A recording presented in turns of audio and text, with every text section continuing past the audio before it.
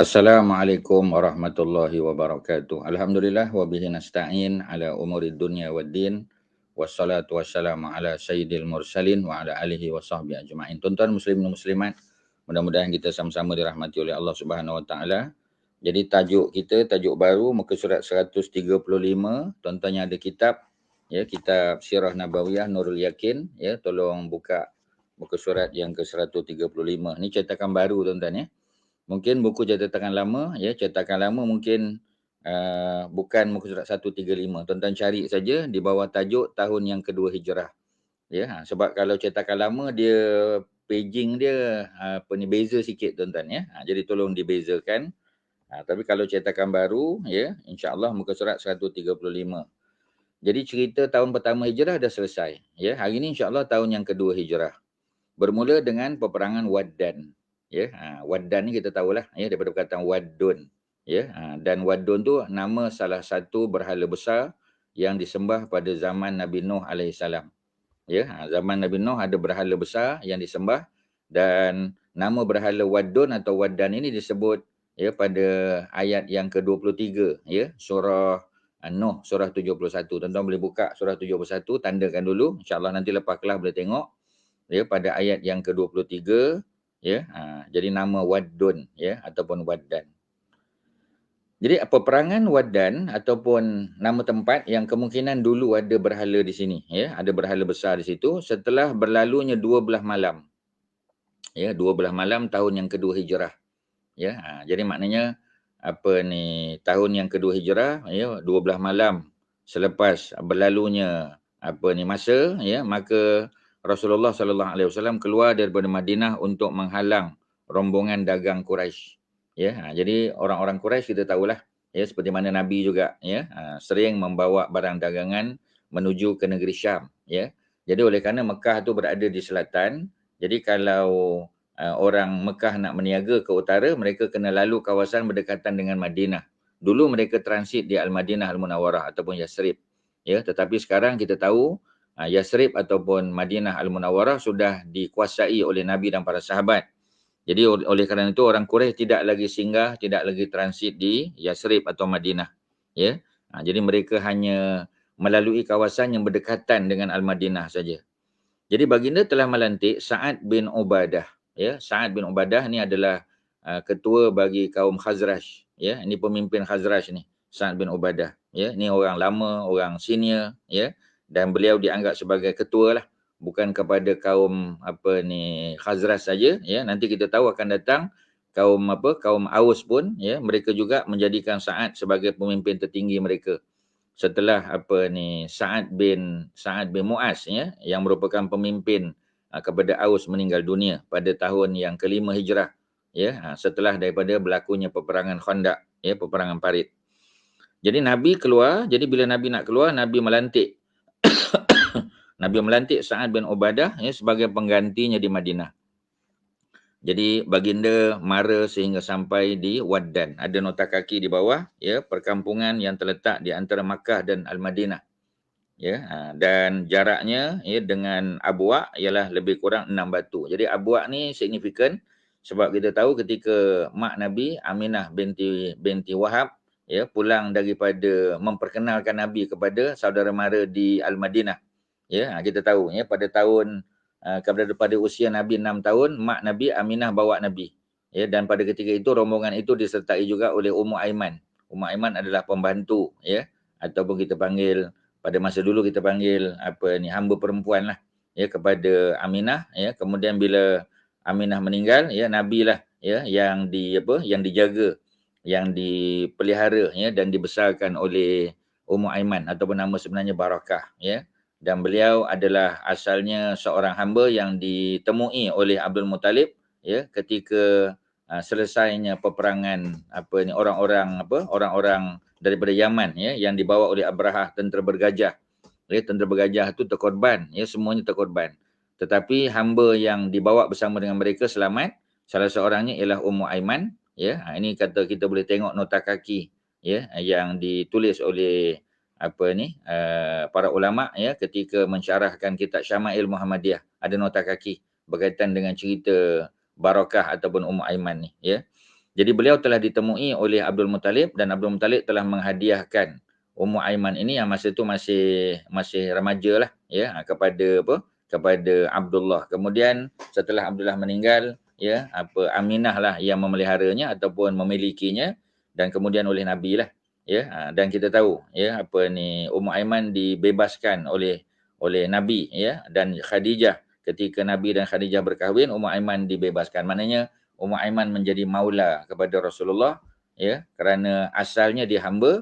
Bila hamba dibebaskan, kita panggil dia maulat ya. Kalau perempuan maulat, kalau lelaki maula. Macam Zaid bin Harisah itu adalah maula Nabi, kerana asalnya hamba, Nabi bebaskan ya. Ummu Aiman asalnya hamba juga, dibebaskan menjadi maulat ya, min waw lam alif ta marbutah ya. Okey, jadi Sa'ad bin Ubadah ni daripada kabilah Khazraj, ini orang Ansar, tuan-tuan.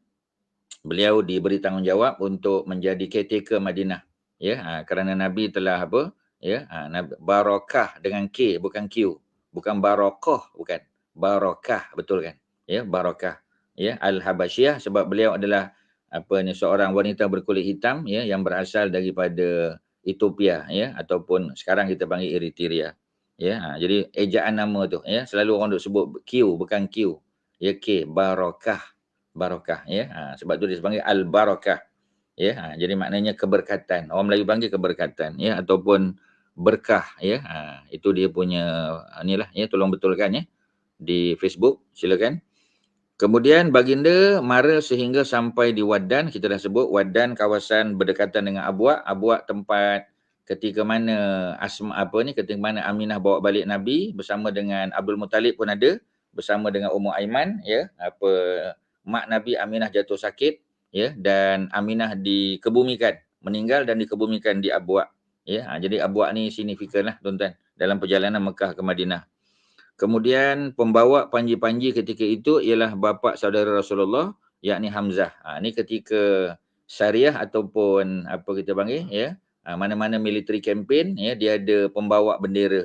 Dan pembawa bendera ni biasanya orang yang gagah lah ya. Hamzah, kadang-kadang Mus'ab bin Umair, kadang-kadang Abdul Rahman ya, Sa'ad bin Abi Waqqas dan seumpamanya. Kemudian peperangan tidak berlaku kerana rombongan dagang telah melalui kawasan tersebut sebelum baginda sampai. Jadi dikatakan Nabi sampai terlewat hari. Ya, ada dikatakan 1 hari Nabi terlambat sampai. Jadi bila Nabi sampai di tempat yang sudah mereka mereka jangkakan, memang kawasan tu ialah kawasan yang dilalui oleh trade caravan Quraisy ya. Tapi ketika Nabi sampai, mereka telah terlepas. Maknanya paling kurang mereka telah melalui kawasan tersebut semalam. Jadi Nabi punya calculation di sini kita tahu ya, silap ya. Dan boleh tak Nabi buat kesilapan ya dalam urusan dunia? Boleh saja. Ya, tapi dalam hal yang berkaitan dengan halal haram tak boleh. Ya, kerana Nabi dipandu oleh wahyu. Kalau Nabi buat kesilapan, Nabi akan ditegur oleh Allah melalui ayat-ayat Al-Quran, ya. Jadi Nabi terlepas. Jadi tak berlakulah peperangan ya ketika sampai di Waddan tersebut, ya. Kemudian apa lagi? Dalam peperangan itu Rasulullah mengadakan perjanjian dengan Banu Damrah ya, Bani Damrah atau Banu Damrah. Ya, tak berlaku kerana rombongan dagang ya. Jadi sebelum sampai ya dalam peperangan ini ada Rasulullah mengadakan perjanjian dengan Bani Damrah. Ya, jadi ada perjanjian lah ya, sebab kita tahu ya dalam Islam kita boleh buat perjanjian damai, boleh buat hubungan diplomatik dengan mana-mana kumpulan walaupun mereka bukan beragama Islam. Ya, dan perkara ini terpakai sampai sekarang. Sebab itu Malaysia sebagai contoh ya, negara majoriti Muslim ya, kita buat hubungan dengan negara komunis ya, dengan negara sosialis. Kita buat hubungan dengan Cuba, ada hubungan dengan China, dengan Russia ya, dan negara-negara lain yang mereka ini kadang-kadang tidak percaya pada agama, liberal sebagai contoh, ya, free thinker. Tapi boleh tak nak buat hubungan diplomatik dengan mereka? Boleh. Sebab dalam Islam kita berkawan dengan semua orang, tuan-tuan. Dan sudah tentu antara tujuan kita berkawan tu adalah untuk kita berdakwah pada mereka. Ada ruang dakwah. Ya, dan kita tahu di Rusia sebagai contoh, ya, masjid di Moskow yang dirasmikan oleh oleh Putin sendiri, ya, oleh presidennya, ya, dan dihadiri pada waktu perasmian itu oleh Mahmud Abbas ya, dan juga oleh oleh Recep Erdogan ya. Jadi wakil Turki pun ada, wakil Palestin pun ada. Maknanya dia mengiktiraf ya. Dan Vladimir Putin juga datang untuk merasmikan, ya, dan dia menerima, ya, orang Islam sebagai penduduk negara Rusia. Ya, mereka dibenarkan untuk membina masjid, untuk melaksanakan ataupun mempraktikkan agama mereka, tidak ada masalah. Ya, jauh bezalah, ya, kalau zaman komunis dulu kita kata, ya. Begitu juga di negara-negara umat Islam yang lain kita kata, ya, termasuk di Rusia lah terutamanya. Ya, ada Republik Czechnya, ya, yang hubungannya baik dengan Putin. Presidennya, ya, dan juga Presiden Putin, ya, mempunyai hubungan yang baik. Orang Islam diberi kebebasan, ya, boleh solat secara terbuka, ya. Malah boleh solat di padang bola, ya, ketika nak diadakan pertandingan, ya.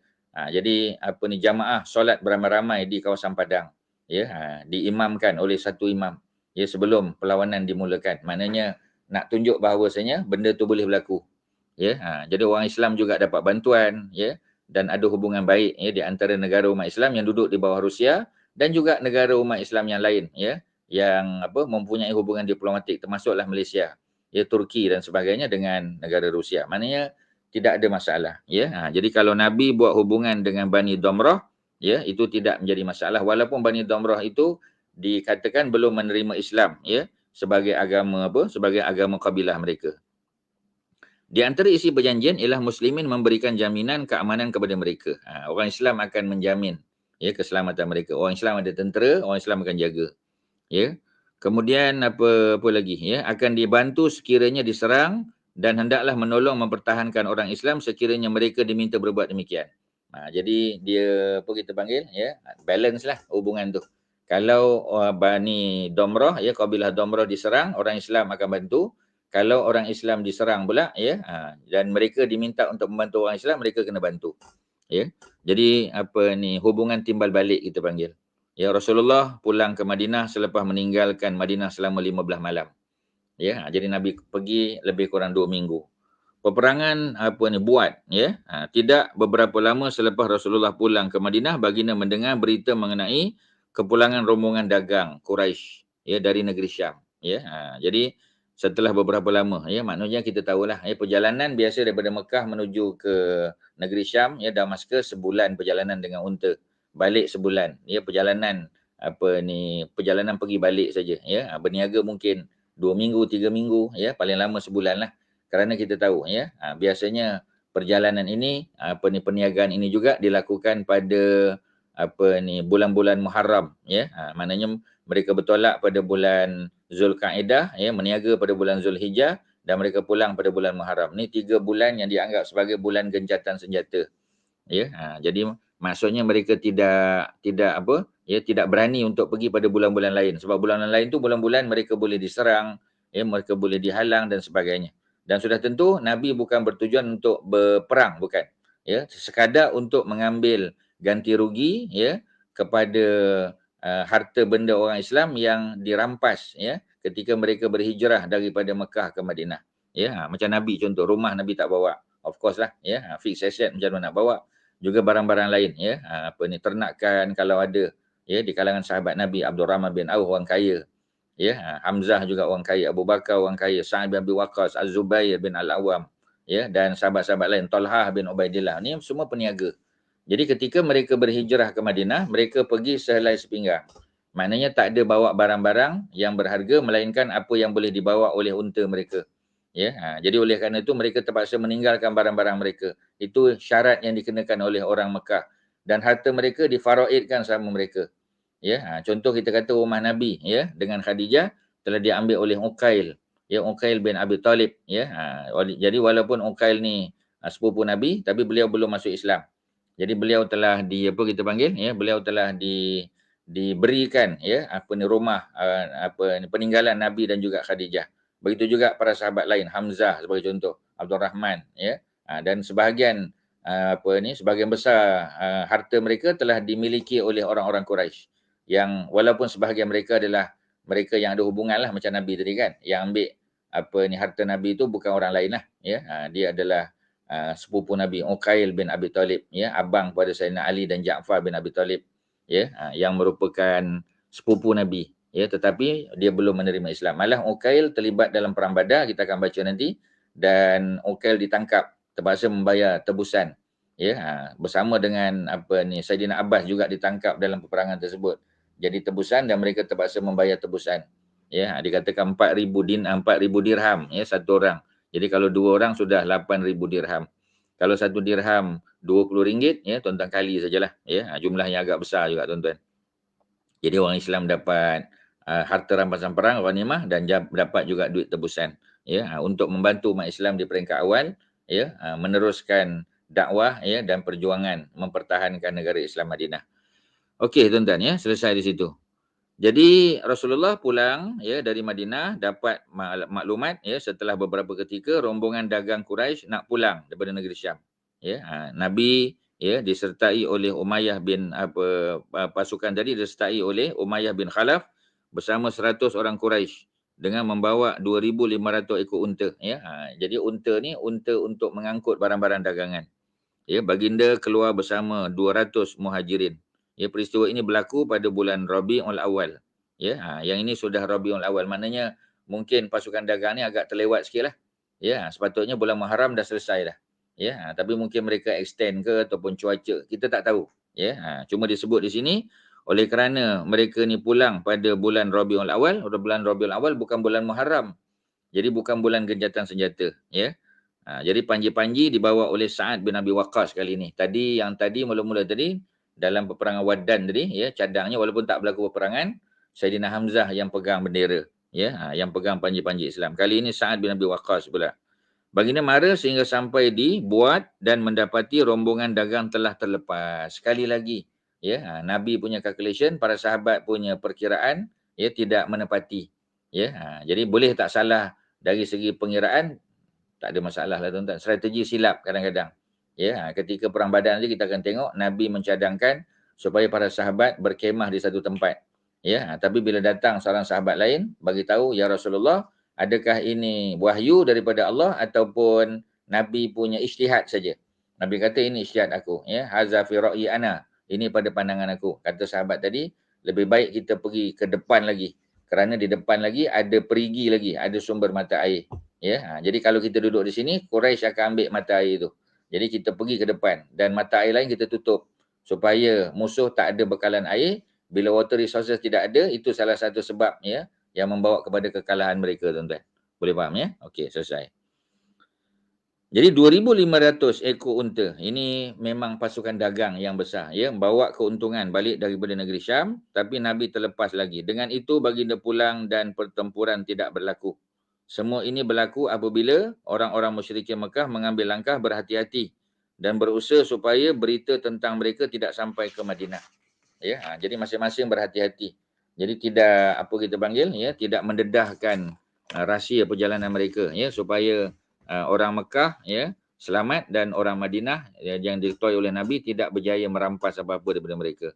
Ya, peperangan Al-Usyairah. Ya, ini semua dipanggil sebagai peperangan-peperangan kecil lah tuan-tuan. Ya, kalau kita nak sebut apa ni syariah saja dipanggil ya. Walaupun sebahagian tu Nabi ada bersama ya, tetapi sebahagian para ulama tidak menganggap ianya sebagai ghazwah ya, hanya dianggap sebagai sebagai syariah saja walaupun Nabi ada bersama ya. Kerana apa? Kerana tidak berlaku peperangan satu, yang kedua ya jumlahnya sedikit ya, tidaklah kita kata jumlah yang ya jumlah 300 orang contoh dalam perang Badar ya, Nabi sertai. Itu dipanggil ghazwah.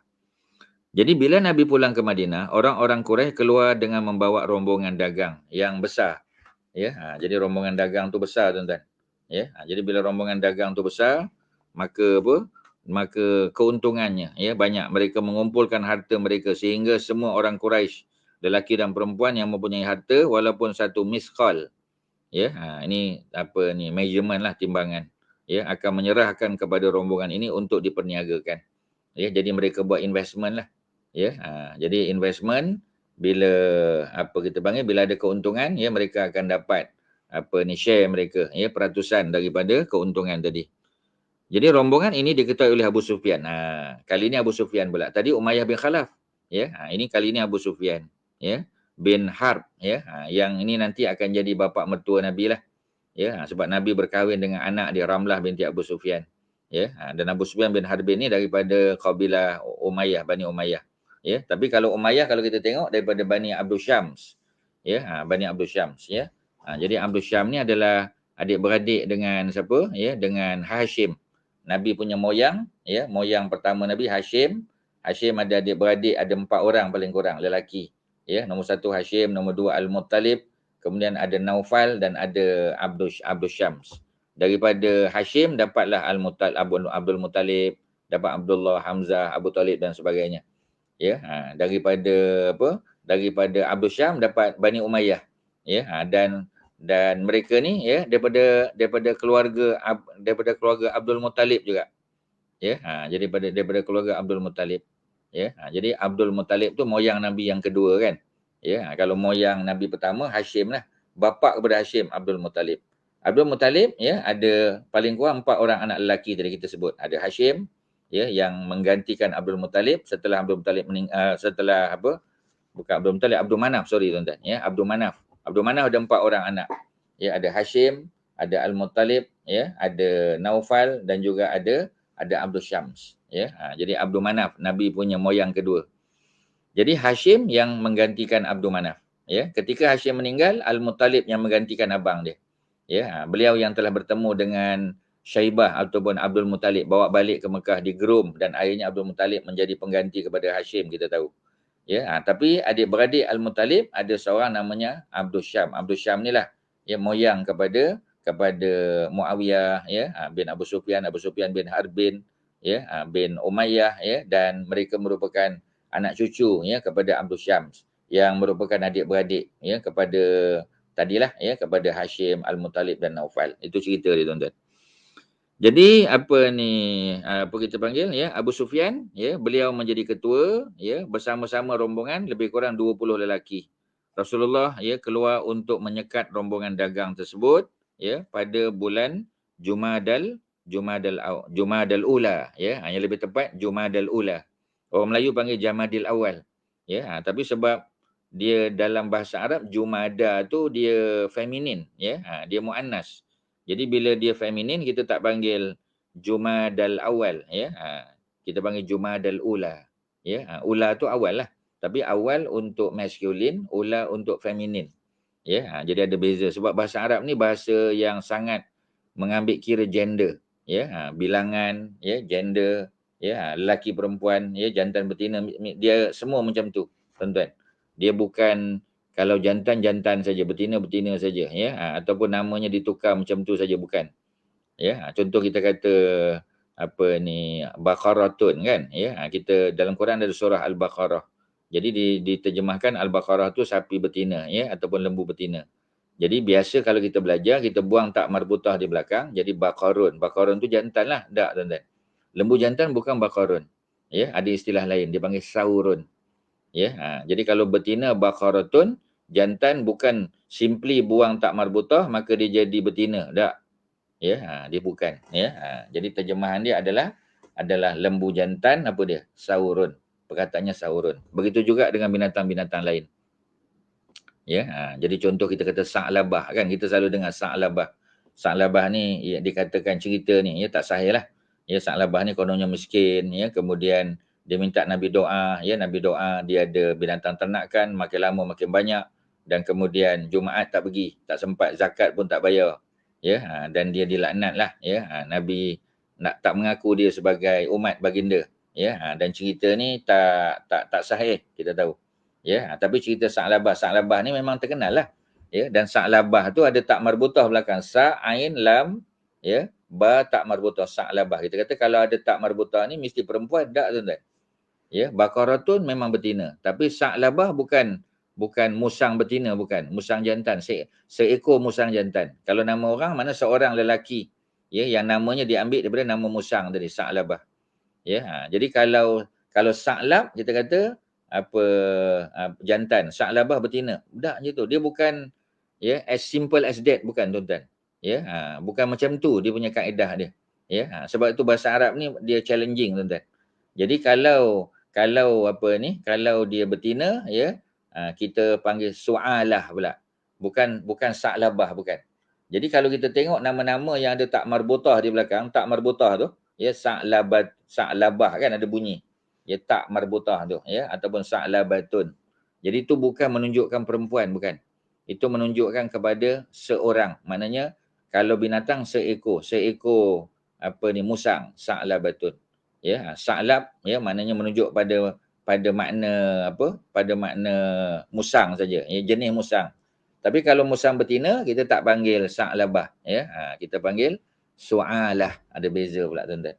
Ya, dan begitulah seterusnya. Ya, jadi bukan bila tengok je nama dia tak marbutah maka dia perempuan, bukan mesti tuan-tuan. Ya, itu nak kena tengok kamus lah. Ya, kamus yang akan bantu kita. Itu dah Ustaz dah bagi contoh tadi. Ya, kita pergi ke Arafah, tuan-tuan yang dah buat haji, ya, di Arafah ada Masjid Namirah nama dia. Ya, kita pun ingat ya, Namir tu harimau jantan, Namirah harimau betina, bukan tuan-tuan. Namirah tu maknanya seekor harimau jantan. Ya, masjid tu masjid harimau jantan, bukan masjid harimau betina, bukan. Seperti mana Baqarah tadi. Baqarah memang lembu betina. Tapi kalau lembu jantan bukan Baqarun, lembu jantan Saurun. Jadi challenging belajar bahasa Arab. Dia bukan macam English tuan-tuan, ya. English lebih mudah, ya. Kita tambah sikit, buang sikit, jadilah. Bukan tuan-tuan, ya. Jadi itulah, ya. Dia punya cabaran belajar bahasa Arab. Okey, ya. Sebab tu anak-anak yang cerdik, Ustaz dah sebut dah, ya. Ada anak-anak cerdik yang apa kita panggil, ya, yang linguistic minded, ya. Tu ajar dia bahasa Arab, hantar dia sekolah Arab tuan-tuan. Ya, tidak menunjukkan bahawasanya dia tak boleh further studies dalam bidang-bidang sains, ya, bidang teknologi boleh, tak ada masalah. Tapi background Arabik dia tu kena kuat. Ya, supaya nanti bila dia baca Quran dia faham. Ya, dan dia boleh perform sebagai seorang muslim yang memahami agama, yang mentadabbur Al-Quran. Walaupun dia bekerja sebagai seorang engineer, ya, dia kerja sebagai seorang accountant, itu dia punya profession. Ya, tapi dia punya knowledge of Arabic, ya, knowledge of kita panggil Quranic language, ya.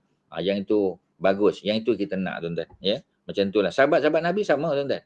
Mereka boleh jadi petani, mereka boleh jadi peniaga, ya, mereka boleh jadi tukang besi, mereka boleh jadi tukang emas dan sebagainya. Tetapi ya, mereka punya knowledge, ya, of Islam tu memang tip top tuan-tuan. Yang tu kita nak, ya.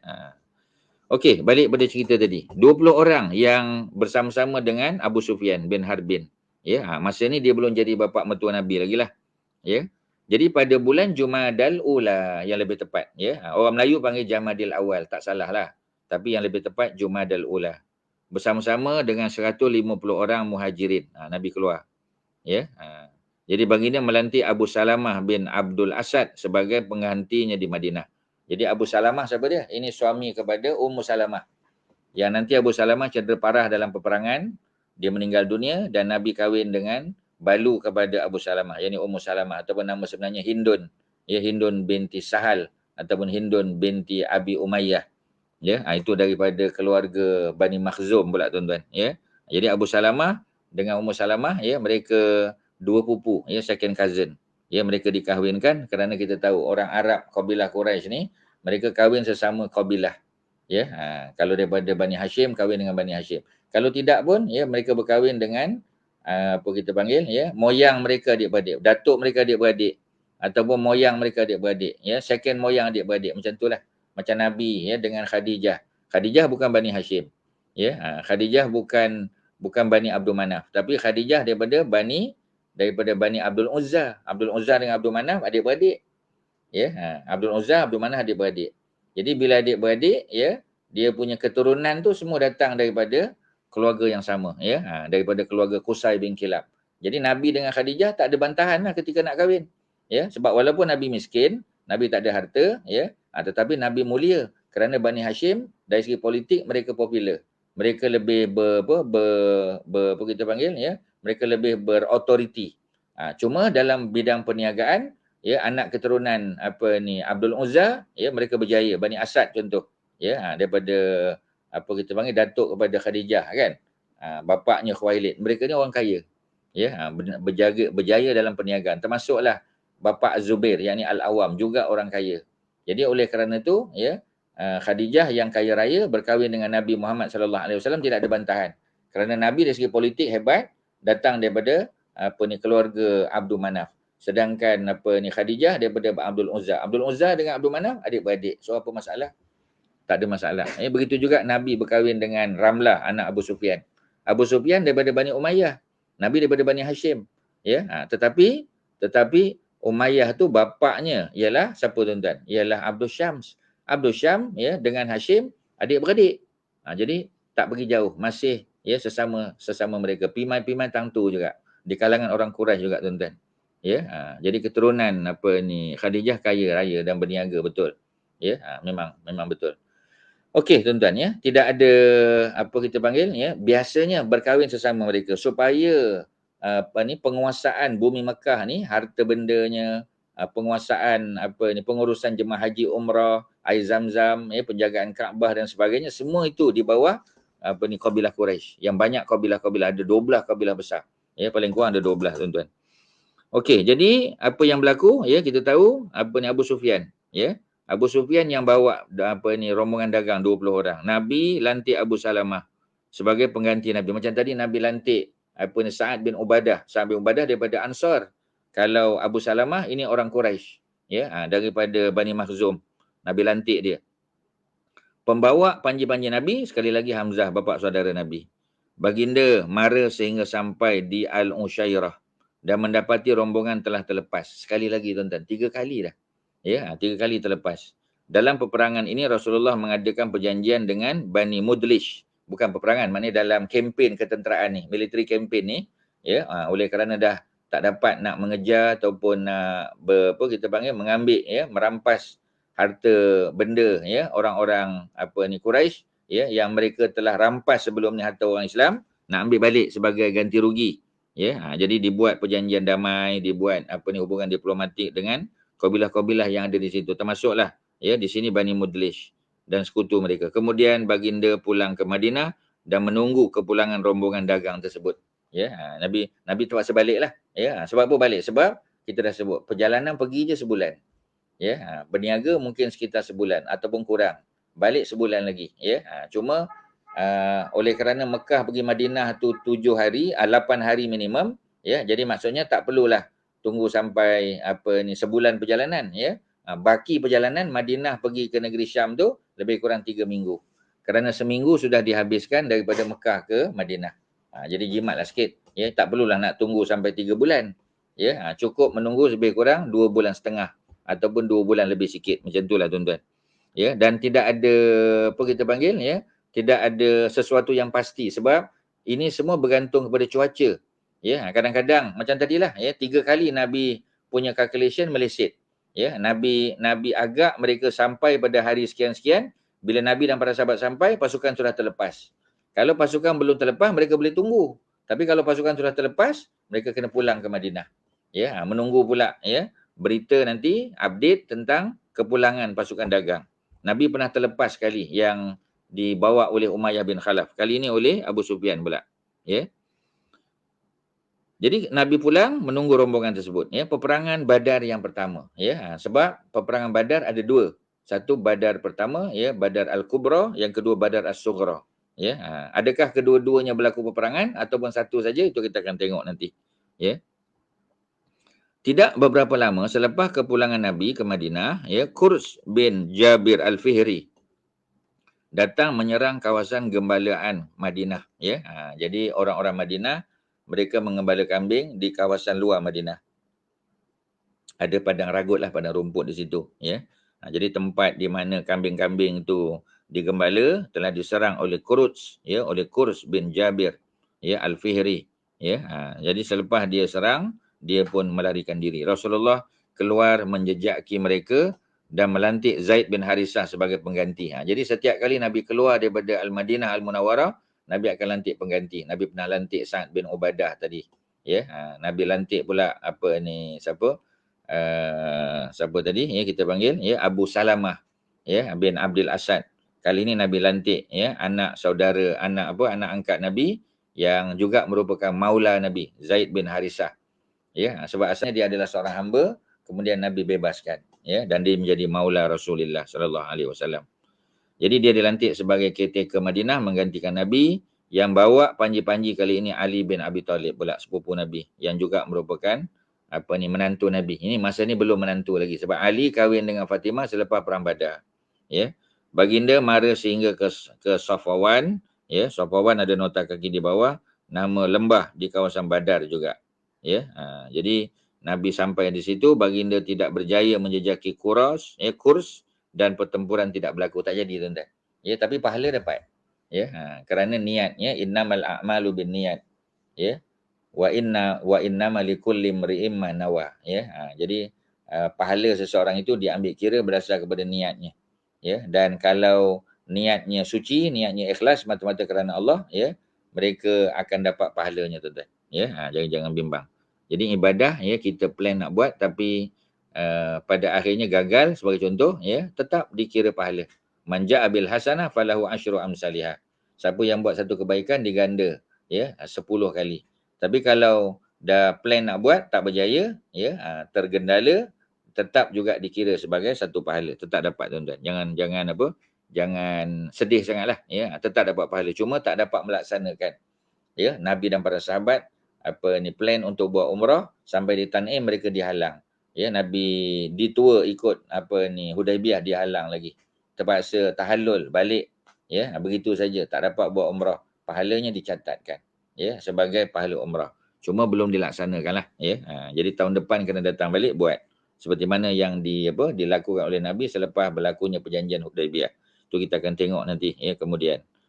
Okey tuan-tuan, ya. Jadi baginda tidak berjaya. Jadi peperangan ini, ya, dikenal sebagai peperangan Badar yang pertama, ya. Ini ada beberapa pendapat lah, ada yang kata bukan. Badar pertama ni betul-betul Badar peperangan. Badar yang kedua nanti, ya, yang tidak berlaku. Kerana musuh sudah berjanji nak datang tapi mereka tak muncul.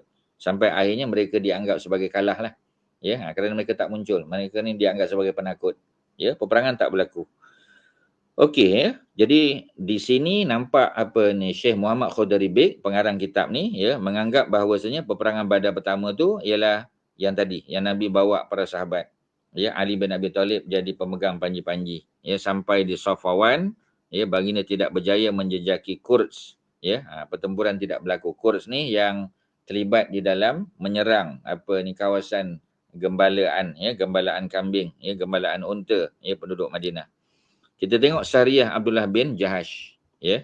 Pada bulan Rejab, Rasulullah menghantar Sariyah yang berjumlah 8 orang, ya. Mudah kita sebut Sariyah ni kalau Nabi tak pergi, confirm Sariyah, ya. Dan jumlahnya kecil, tidak terlalu besar. Jadi yang berjumlah 8 orang, ya, diketuai oleh Abdullah bin Jahash. Siapa dia Abdullah bin Jahash? Abdullah bin Jahash adalah sepupu Nabi. Ya, kerana mak kepada Abdullah bin Jahash ni ialah Umaymah. Ya, Umaymah binti Abdul Muttalib. Ya, Abdul Muttalib datuk Nabi, Umaymah anak perempuan. Maknanya, ya, kakak kepada ataupun adik beradik kepada Abdullah bapa Nabi. Jadi Nabi punya Umaymah ni mak saudara Nabi lah. Ya, dan anak pada Umaymah dah tentulah sepupu Nabi. Abdullah bin Jahash sepupu Nabi. Beliau adalah abang kepada Zainab binti Jahash yang nanti Nabi kahwin juga dengan dia. Ya. Jadi ceritanya ialah Abdullah bin Jahash dihantar sebagai ketua, dan pada masa itu apa yang berlaku? Ya, yang berlaku ialah 8 orang saja. Maknanya bukan satu kumpulan besar. Ya. Kemudian baginda menyerahkan surat yang digam dan tidak boleh dibuka kecuali setelah berjalan selama 2 hari. Tapi Nabi tak bagi arahan spesifik. Ya, mereka menghala ke mana? Mereka hanya menghala, ya, ke selatan saja. Ya, selepas 2 hari perjalanan baru Nabi benarkan surat tu dibuka. Ya, jadi selepas 2 hari Abdullah berjalan, ya, membuka surat, beliau mendapati di dalamnya tertulis, apabila kamu membaca suratku ini, kata Nabi, kamu hendaklah meneruskan perjalanan sehingga sampai di Nakhlah. Ya, Nakhlah ni kawasan nak pergi ke Mekah juga. Ya, tempat yang nanti kalau kita belajar sebelum ni, ketika Nabi balik daripada Madinah. Ya, jadi Nabi balik daripada Madinah, daripada Taif, ya. Nabi pulang daripada Taif, ya, Nabi telah Nabi telah singgah di Nakhlah, ya, Nabi solat malam di Nakhlah. Ya, jadi bila Nabi solat malam di Nakhlah, Nabi didatangi oleh jin. Ya, jin yang mendengar solat malam Nabi. Ya, dan jin mendengar ayat Quran dibaca dalam solat, ya. Kemudian jin, ya, mereka beriman dengan Nabi dan ajaran Al-Quran. Ini disebut, ya, dalam ayat pertama dan ayat kedua surah Jin, surah yang ke-72 dalam Quran. Okey, selesai, ya. Kemudian apa yang berlaku, ya? Jadi yang berlaku ialah 8 orang tadi dapat tahu bahawasanya tempat yang mereka nak tuju ialah di Nakhlah. ya, intiplah Quraisy dan sampaikanlah berita mengenai mereka kepada kami. Rasulullah tidak menyatakan ya tempat tujuan mereka ketika di Madinah. Nabi lepaskan mereka ketika Nabi hantar mereka ya daripada bumi Madinah. Nabi tak bagi tahu mana arah tujuan mereka, hanya di arah ke selatan saja. 2 hari selepas itu baru dibuka. Sebab apa tuan-tuan? Ya, sebab apa kita kata tidak boleh diberitahu sejak awal, ya. Jadi apa ni, kerana bimbang berita mengenainya akan tersebar luas. Ya. Dengan itu salah seorang daripada musuh, sama ada daripada golongan munafik kalau ada, ataupun orang Yahudi akan menyampaikan maklumat tersebut kepada orang Quraisy. Jadi Nabi tak nak sampai berita itu sampai kepada orang Quraisy. Ya. Apabila Quraisy mengetahui berita tersebut, sudah tentu mereka akan menunggu kedatangan para sahabat Nabi. Jumlahnya 8 orang saja. Ya. Jadi sememangnya diketahui bahawa bilangan 8 orang ya Syariah itu adalah sedikit dan sudah tentu tidak akan mampu untuk menentang Quraisy. Jadi bukan untuk berperang, tetapi lebih kepada sebagai pengintip untuk mengetahui perkembangan lanjut apa yang sedang dirancangkan, ya dirancang oleh orang-orang Quraisy. Selepas itu Abdullah meneruskan perjalanan. Dalam perjalanan Sa'ad bin Abi Waqqas, ini salah seorang sahabat Nabi yang dijamin syurga. Sa'ad bin Abi Waqqas, ya, beliau daripada kabilah Zuhrah, ya, dia satu family dengan mak Nabi, Aminah dan juga Abdurrahman bin Auf. Dan Utbah bin Ghazwan, ni salah seorang panglima perang, ya, tertinggal di belakang kerana mereka berdua kehilangan unta. Ya, tahulah padang pasir ni tuan-tuan. Ya, kalau unta tidak diikat dengan betul, ya, maka dia akan terlepas. Jadi nak kena tunggu unta tu balik, ya, nak kena cari, itu akan ambil masa lah. Jadi ketinggalan mereka. Ya. Jadi Syariah meneruskan perjalanan sehingga sampai di Nakhlah. Ketika itu rombongan dagang Quraisy yang menuju ke Mekah melalui kawasan yang sama. Dalam rombongan tersebut terdapat Amru bin Al-Hadrami, bukan Hudrami, Hadrami. Ya, maknanya dia datang daripada Yaman, asal daripada Hadramaut. Ya, sebab tu dipanggil Al-Hadrami, keluarganya daripada sana. Osman bin Abdullah, ya, bin Al-Mughirah dan saudaranya Naufal, ya, 2 beradik, dan Al-Hakam bin Kaisan. Muslimin bersepakat untuk melakukan serangan dan merampas barang-barang yang dibawa. Ya, jadi Nabi suruh buat intipan, ya, mereka buat sesuatu yang lebih daripada apa yang Nabi buat, ya. Dia tidaklah salah, tapi sebab mereka melihat peluang ni, nak komunikasi dengan Nabi macam mana? Ya, bukan ada peralatan canggih, ya. Peralatan komunikasi, telekomunikasi macam sekarang tak ada, tuan-tuan. Jadi apa yang berlaku, ya, mereka serang saja. Ya, dan ya, Naufal melarikan diri, ya. Osman dalam serangan tersebut, Amru bin Al-Hadrami terbunuh, Osman dan Al-Hakam berjaya ditawan. Naufal lari. Mereka membawa barang-barang dagangan yang dirampas ke Madinah. Inilah harta ghanimah pertama. Kerana berlaku pertempuran, jadi kita panggil dia ghanimah. Kalau tidak berlaku pertempuran tetapi dapat harta, kita panggil, ya, kita panggil apa? Ya, kita panggil apa satu lagi, ya, ghanimah, ya. Dia dua-dua tu apa kita panggil, ya, dia punya namanya ialah anfal, ya, tapi terbahagi 2. Ya, salah satunya ghanimah kalau berlaku perang. Macam ni berlaku perang, ghanimah lah. Ya. Jadi diambil dan dibawa balik ke Madinah, dan inilah harta ghanimah yang pertama yang diperolehi daripada musuh, ya, yakni Quraisy. Kepulangan mereka tidak dapat dikejar oleh Quraisy. Quraisy tak sempat nak kejar. Ya. Apabila sampai di Madinah, berita mengenai tindakan mereka berperang pada bulan Muharram tersebar. Sebab bulan Rejab, bulan Muharram. Ya, bulan Muharram yang duduk di tengah-tengah tahun, bulan Rejab, bulan yang ke-8, ya. Kalau 3 bulan tadi, dia panjang masanya. Kalau Zulkaidah, Zulhijjah, Muharram 3 bulan. Ya, secara berturut-turut tu panjang masa. Ya, kalau 1 bulan 30 hari, ada 90 hari. Ya, 90 hari lebih sikit, ya, 90 hari lah secara mudahnya. Ya, kalau bulan Islam sebab maksimum 30 kali 3, ya, 90 hari. Tapi kalau bulan Rejab hanya 30 hari saja, kadang-kadang 29 hari. Jadi macam mana, ya? Jadi bila kita panggil, orang-orang Quraisy dan Yahudi bertindak memalukan, ya, mereka dan muslimin mencela mereka. Jadi berlaku kita panggil, ya, berlaku sedikit pertengkaran lah, ya, sebab tindakan orang Islam berperang pada bulan haram. Ya, orang-orang Quraisy dan Yahudi berusaha untuk memalukan orang-orang Islam, ya, dan muslimin mencela mereka. Rasulullah berkata, aku tidak menyuruh kamu berperang pada bulan-bulan haram. Jadi kalau ikut pada surah asal, ya, mereka tidak disuruh berperang. Ya, mereka hanya disuruh untuk mengintip, tak berperang. Ya, tetapi Abdullah bin Jahash telah mengambil keputusan sendiri. Ya, sebab nak communicate dengan Nabi tak boleh. Ya, dan mereka tahu bahawasanya bulan Muharram, bulan ni bukan bulan nama bulan Muharram. Nanti tuan-tuan tertukar pula. Bila disebut bulan Muharram, dia adalah salah satu daripada bulan yang diharamkan berperang, bulan gencatan senjata. Dia ada 4 bulan Muharram ni. Bermula daripada bulan Rejab, yang ni pada bulan 8. Kemudian kita ada bulan yang ke berapa? Bulan yang ke-11 di bulan Zulkaidah, bulan 12 bulan Zulhijjah, bulan 1 bulan Muharram. Inilah 4 bulan Muharram yang ada dalam setiap tahun. 3 bulan berturut-turut, satu lagi secara terpisah bulan Rejab. Kebetulan peristiwa Syariah Abdullah bin Jahash ini berlaku pada bulan Muharram. Bukanlah bulan Muharram. Bulan Muharram yang namanya Rejab. Tuan-tuan kena faham, Jadi apabila Rasulullah mendapati mereka berperang, jadi Nabi kata, aku tidak menyuruh kamu berperang pada bulan Muharram. Mereka menyesal, Abdullah bin Jahash menyesal kesilapan yang mereka lakukan, lalu Allah menurunkan firman-Nya. Jadi Allah yang mempertahankan Abdullah bin Jahash perbuatan dia. Mari kita baca auzubillahi minasyaitonirrajim, ayat 217 dari surah Al-Baqarah. Auzubillahi minasyaitonirrajim. Yas'alunaka 'anil syahril haram. Jadi mereka, yakni manusia, umat manusia bertanya, orang kafir, orang Yahudi, orang Islam, mereka bertanya tentang persoalan bulan haram. Bulan haram tadi 4 kita sebut. Ada Rejab, ada Zulkaidah, ada Zulhijjah dan ada Muharram. Qitalin fihi, yakni hukum berperang pada bulan tersebut. Dalam konteks ni bulan Rejab lah. Jadi apa hukum berperang pada bulan tersebut?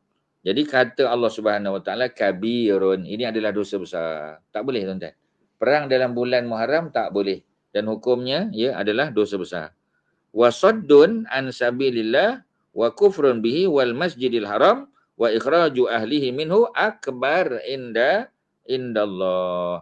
Tetapi Allah bagi tahu, memang perang pada bulan Muharram tak boleh. Seperti mana dibuat oleh Abdullah bin Jahash, tetapi saddun, menghalang manusia, menghalang manusia daripada jalan Allah, wa kufrun bihi, mengingkarinya, kufur kepada Allah, wal masjidil haram, menghalang manusia daripada pergi ke Masjid Haram untuk solat, untuk tawaf dan seumpamanya, wa ikhraju ahlihi, dan menghalau mereka keluar daripada Mekah. Contoh Nabi lah, Nabi orang Mekah, Nabi dihalau keluar, nak dibunuh Nabi. Begitu juga para sahabat Nabi. Itu dipanggil ikhraju ahlihi minhu, yakni min Makkah. Akbar, lebih besar dosanya, lebih besar kesalahannya. Indallah, di sisi Allah. Jadi maknanya kalau bandinglah perbuatan orang kafir Quraisy yang menghalang manusia daripada jalan Allah, yang mereka halang manusia daripada beribadah di Kaabah, mereka paksa orang Islam keluar daripada Makkah, maknanya halau orang Islam keluar daripada Makkah, termasuk Nabi jugalah. Sebab Nabi nak dibunuh, jadi tidak ada cara untuk menyelamatkan diri selain daripada Nabi dan para sahabat kena keluar daripada Makkah, Makkah Al-Mukarramah. Semua itu kata Allah akbar, indallahi, itu semua adalah lebih besar dosanya. Wal fitnatu akbaru minal qatal, dan fitnah, fitnah di sini maknanya syirik, perbuatan syirik itu jauh lebih besar dosanya berbanding dengan pembunuhan. Sebab yang dibuat oleh mereka tadi al-qatal, al-qatlu, di sini disebut minal qatli. Bunuh tu memang berdosa sebab dibuat pada bulan Muharram, tetapi macam tadilah, perbuatan orang Quraisy yang lebih melampau lagi, menghalang manusia daripada jalan Allah, tak bagi. Kalau ada kaum keluarga masuk Islam, mereka dihukum, mereka diseksa, mereka dipaksa meninggalkan agama Islam, kemudian menghalang orang Islam daripada solat di depan Kaabah, hatta Nabi ketika solat di depan Kaabah, mereka letak najis unta di belakang Nabi, mereka pernah tabur tanah ataupun pasir di kepala Nabi, mereka pernah pijak Nabi di leher, mereka pernah jerut leher Nabi ketika solat, pelbagai benda yang mereka buat. Malahan perbuatan kufur pada jalan Allah. Mereka disuruh untuk tawaf, mereka tawaf dalam keadaan bertelanjang. Mereka disuruh berkorban, tapi mereka korban bukan kerana Allah, tapi kerana berhala. Semua itu merupakan kufrun bihi wa kufrun bihi, dan kekufuran, pengingkaran kepada Allah. Wal masjidil haram, menghalang manusia masuk ke Masjid Haram. wa ikhraju ahlihi, ya, menghalau orang-orang baik daripada Mekah, ya, menghalau mereka keluar daripada Mekah sampai orang-orang hebat Mekah, ya, Abdurrahman bin Auf, Abu Bakar, Sayyidina Umar, Hamzah dan sebagainya, semua kena keluar daripada Mekah. Itu, ya, akbar indallah, lebih besar dosanya di sisi Allah Subhanahu Wa Taala. Wal fitnatu, dan fitnah, ya, di sini antara makna fitnah asyirku, syirik, ya, syirik, ingkar kepada Allah, kufur, jauh lebih besar dosanya daripada pembunuhan. Tapi sahabat Nabi telah minta maaf daripada Nabi dan mereka bertaubat, menyesal atas perbuatan mereka kerana membuat sesuatu yang lebih daripada apa yang Nabi perintah, apa yang Nabi suruh, tuan-tuan. Ya, selesailah. Itu ayat Al-Baqarah. Ya, jarang kita dengar cerita-cerita macam ni, tuan-tuan. Ya, sebab bagi kita bulan Muharram lah. Apa ada masalah? Ya, bulan Muharram bulan gejatan senjata. Tak boleh berlaku pertumpahan darah pada bulan tersebut. Ya, walaupun kita kata pertempuran itu berlaku bukan di Mekah, di luar Mekah, di luar tanah haram, ya, tapi maksudnya masih lagi dianggap sebagai salah kerana ia bukan hanya space factor, ya, tempat di mana berlaku, dia di luar Mekah, tetapi dia time factor sebab dia berlaku pada musim gejatan senjata pada bulan Rejab, salah satu daripada 4 bulan Muharram. Dengan turunnya ayat ini, mereka merasa legalah orang Islam. Ya, jadi maknanya Allah telah menerima apa kita panggil permohonan maaf mereka. Orang-orang musyrikin meminta untuk menebus, ya, 2 orang tawanan mereka, 2 orang tadi yang ditawan tadi, ya. Siapa yang ditawan tadi? Ada 2 orang. Yang pertama ialah Osman bin Abdullah bin Al-Mughirah, yang kedua, ya, ialah Al-Hakam bin Kaisan. Naufal saudara pada Osman dapat melarikan diri. Ada 2 orang tadi. Jadi mereka minta supaya dibebaskan, ya. Jadi mereka nak tebus. Rasulullah berkata, ya, sehingga Sa'ad dan Utbah pulang. Jadi Sa'ad bin Abi Waqqas dan Utbah bin Ghazwan yang kita ingat tadi, mereka tertinggal kerana unta terlepas. Ya, mereka kehilangan unta, jadi tak boleh nak balik. Ya, sedangkan sahabat yang 6 orang lagi berjaya pulang sampai ke Madinah. Ya, jadi apa yang berlaku, tuan-tuan? Yang berlaku mereka masih lagi berada di sana. Jadi macam berlaku apa kita panggil barter trade lah. Ya, tukar. Jadi apabila kedua-duanya pulang, selamat pulang, Sa'ad bin Abi Waqqas dan Utbah bin Ghazwan, maka Rasulullah menerima tebusan untuk kedua-dua tawanan tersebut. Barulah, ya, dibebaskan Osman tadi, ya. Osman Osman bin Abdullah bin Al-Mughirah dan Al-Hakam bin Kaisan, baru dilepaskan, ya. Cuma cuba tengok apa yang berlaku, tuan-tuan. Ya. Apabila kedua-duanya pulang, Nabi bebaskan, Al-Hakam bin Kaisan masuk Islam. Ya, dia masuk Islam. Jadi masuk Islam dan keislamannya semakin baik. Beliau tinggal bersama orang-orang Islam di Madinah, dia tak nak balik. Ya, dia tinggal di Madinah. Manakala Osman pula, dia pulang ke Mekah sebagai seorang kafir. Jadi dibebaskan sebab 2 orang sahabat Nabi, ya, siapa tadi, ya, Sa'ad bin Abi Waqqas dan juga seorang lagi Osman bin Ghazwan dah selamat dah. Ya, Utbah bin Ghazwan. Jadi bila dua-duanya selamat, Nabi pun, ya, terima tebusan yang dibayar oleh orang-orang Quraisy, ya, untuk melepaskan Osman tadi, ya. Osman bin Abdullah, ya, dan juga seorang lagi, ya. Siapa dia? Seorang lagi ialah Al-Hakam bin Kaisan. Itu cerita. Tapi Al-Hakam masuk Islam, ya. Jadi bila dia masuk Islam, dia tak nak balik. Yang balik hanyalah Osman saja. Perubahan kiblat. Ini satu lagi benda yang signifikan, tuan-tuan, ya. Tuan-tuan kalau ada soalan silakan, ya. Sebab ada banyak benda yang kita bincang. Ya, kalau tuan-tuan ada soalan silakan, ya. Setakat ni tak ada soalan, ya. Kalau ada boleh diajukan, tuan-tuan, ya. Mungkin ada yang nak hantar ke apa kita panggil, ya, ke WhatsApp, ya. Nombor saya pun boleh juga, ya. Kalau ada soalan tu agak panjang boleh je, ya, silakan. Kalau tak ada kita tunggulah, ya, kalau ada keluar soalan, ya, di kita punya chatting ni, ya. Setakat ni tak ada, tuan-tuan, ya. Jom saya check dulu. Ada apa-apa tak? Ya. Setakat ni tak ada, ya. Kalau tak ada kita tunggulah, ya. So kita sambung perubahan kiblat. Rasulullah tinggal di Madinah selama 16 bulan. Ya, kiblat ke Baitul Maqdis, ya. Nabi memang hijrah tu forever lah. Ya, for good lah kita kata, ya. Maknanya tak ada balik ke Mekah lagi. Kalau balik ke Mekah hanya untuk buat haji, untuk buat umrah, ya, untuk dakwah, ya, untuk membebaskan Mekah daripada jahiliah, itu saja. Ya, tetapi Nabi sudah mustautin di Madinah, tak ada lagi duduk di Mekah. Ya, hatta ketika Nabi wafat, ya, para sahabat berbincang adakah adakah jenazah Nabi nak dikebumikan di Mekah, tempat asal Nabi, tempat lahir Nabi? Jawapannya tidak, ya. Sebab Nabi ada menyebut nabi-nabi dan rasul di mana mereka wafat, di situlah mereka dikebumikan.